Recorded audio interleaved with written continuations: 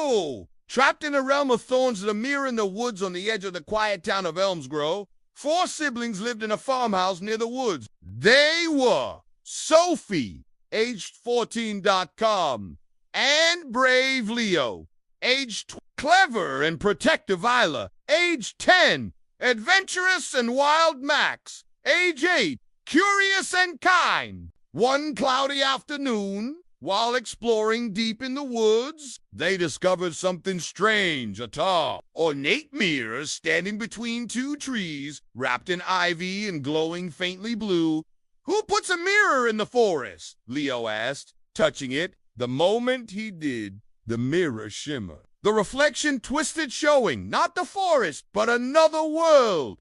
Glowing trees, pink skies, and floating lanterns. Before they could run, a powerful gust of wind pulled them in. The fairy realm. The siblings landed in a soft meadow full of glowing flowers. At first, it was breathtaking. Tiny creatures with wings zipped around, and the sky was filled with floating moons. But something felt wrong. The colors dimmed. The air felt heavy. Suddenly, a shadow passed overhead. A group of frightened fairies appeared and whispered, "You shouldn't be here. This land is cursed." They explained that Queen Maleva, once the guardian of the realm, had been corrupted by demon magic. She turned dark, twisted the land, and sealed the gates to other worlds.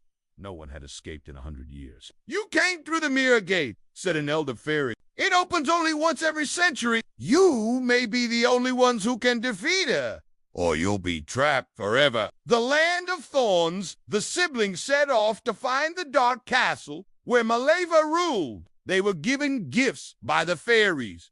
A silver pendant for Sophie to protect her from lies, a cloak of shadows for Leo to sneak through danger, a map that ships for Isla to guide them, and a lightstone for Max to light the darkest places they crossed. Poisoned swamps, forests with trees that whispered, and rivers that reflected their fears. They saw what the demon queen had done. Fairies turned to stone, animals twisted into monsters, and skies that rained ash. Max said, "This place is dying. We have to stop her." The Castle of Glass and Thorns. The siblings finally reached the Castle of Thorns, a towering fortress of black glass wrapped in spiked vines. Inside, the halls changed direction.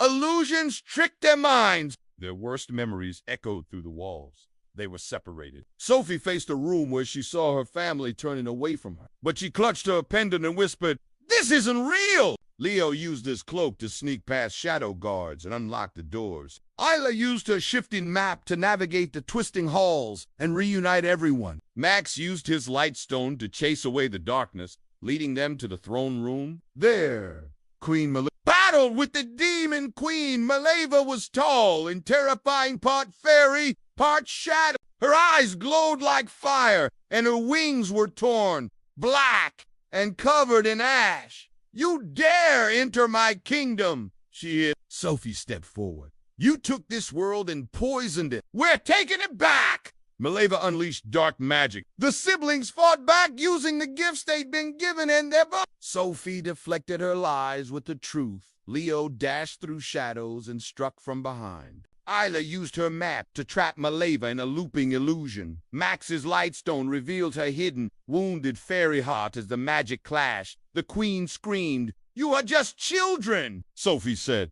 "We're family, and that makes us strong." With one final burst of light from the 4 gifts combined, the demon queen's shadow shattered. In her true form, a frightened, forgotten fairy collapsed to the floor. The castle shook, the vines crumbled, and the skies cleared. The way home, the fairies, freed from Maleva's control, restored the mirror portal. The siblings stood before it, ready to return home, 11 now healed and weak. "I once protected this realm before darkness found me. I'm sorry." Sophie nodded. "We'll tell your story." They stepped through the mirror. Back in the forest, the mirror faded into mist and vanished. Epilogue. The woods remember they returned home just before sunset, though it felt like they'd been gone for weeks. No one believed their story except their grandmother, who only smiled. "You saw it, didn't you?" she said. the real world behind the woods. And sometimes, on quiet days, the wind in the forest would whisper their names, and the siblings would remember the fairy realm, the battle with the demon queen, and how 4 kids saved the world and found their way home.